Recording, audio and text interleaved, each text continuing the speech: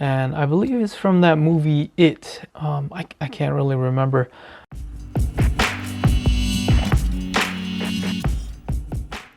Hey, what's up guys? Welcome back to another video. This is your boy darkiztlght, and I'm a little bit behind on my videos. So well, I've recorded quite a few videos, but I'm just real busy with these little tattoos, and it takes a little bit to edit, so it's like taking up too much time. It's just too much time. I'm gonna try my best to push out one video a week. Hopefully I have the time to get that done. As for my latest tattoos, like I said, I've been keeping it simple, just doing smaller tattoos, simple designs. This most recent tattoo I did is of a geometric shark. She was a friend of the couple that came in for the geometric turtles, so I got a chance to work on some more line work, and it was pretty cool. I feel like I learned how to build lines for this tattoo. The outline of the geometric shark was a lot thicker, the line weight at least, and so I had to learn how to build lines. I believe I started with like a 7-liner or something like that, and I built the lines a little bit bigger. That's one thing I learned, was how to build lines with smaller needles, smaller configurations. And that's about it for that tattoo. Alright, and for this next tattoo, it was a very simple tattoo. It's just a semicolon. But even though it was just a semicolon, I learned something from it. It was I made the stencil for the tattoo, and I just basically found like a semicolon picture, and I made the stencil just right out of the semicolon. And I feel like my mistake with that was that I should have made an outline of the semicolon, because as I was filling in the black, it was hard to see because the stencil was still there. Like the stencil was kind of like purplish blue, and as I was filling in, I was like, man, am I filling it all the way through? Is it solid or not? You know, I wasn't sure because of all that blue and purple from the stencil. So I learned that if I have like larger dark areas, I should just make a stencil and make an outline of that dark area. That way I don't have to, you know, guess if the dark areas I'm trying to cover is solid or not, you know. So that's something I learned from that real small tattoo, you know. And for this next tattoo, I did the it's a loser lover tattoo, and I believe it's from that movie It.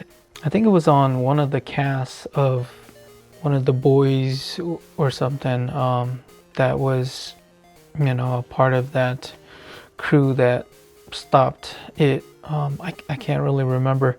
It's just basically the word loser with a huge V, red V in the middle. But as I did this tattoo, the thing that kind of got me was I started with the red first. I basically just did an outline of the red, and then I moved on to the black, and I finished out all the black, and then I came back and finished the red. The reason why I did that, I just didn't want to lose the stencil for the red, but because I did that, as I was wiping the black, finishing up the black, some of that black kind of rubbed onto the outline of the red, and after I was done with that tattoo, it looks like, you know, there's kind of like a darker red outline around the V of the tattoo, which, you know, was kind of like disheartening. I talked to the other artists and my brother, and they were like, unless you were like really pressing on and rubbing it hard or wiping hard with while you were doing the black, then it shouldn't seep into the red tattoo part of the tattoo, because basically it's just sitting on top of that red outline that you did. You know, if you were tattooing, you're injecting the ink and it's like in the skin, but since it's just sitting on top of it, as it heals, it should just fall off. I think that's, I mean, you know, I'm sure that's how it goes, because, and luckily I remembered when I tattooed myself on my leg with the skull and everything, I did kind of like a blood outline, or a I guess it's called a blood outline, to where it's just, I just used water just to make a quick outline so I wouldn't lose the stencil on my backdrop of that skull tattoo that I did. Some of my darker colors kind of like rubbed into that blood outline or whatever, but as it healed, you know, it never showed. So aesthetically it just doesn't look cool, or doesn't look right with like that little dark red outline, but as it heals, it shouldn't stick. So hopefully that's the case, and now I know that I need to be careful with my wiping and everything, and if I wipe too hard, it could mess up some of my outlines. And this next tattoo, I had the privilege of doing this dogwood flowers or whatever. So far, this is like my favorite tattoo so far. I never knew what those flowers were called. You know, they blossom on trees. They kind of look like cherry blossoms, but they're not. I guess they're dogwood flowers. One of my clients came in, and it's in remembrance or in honor of her fiance who passed away not that long ago.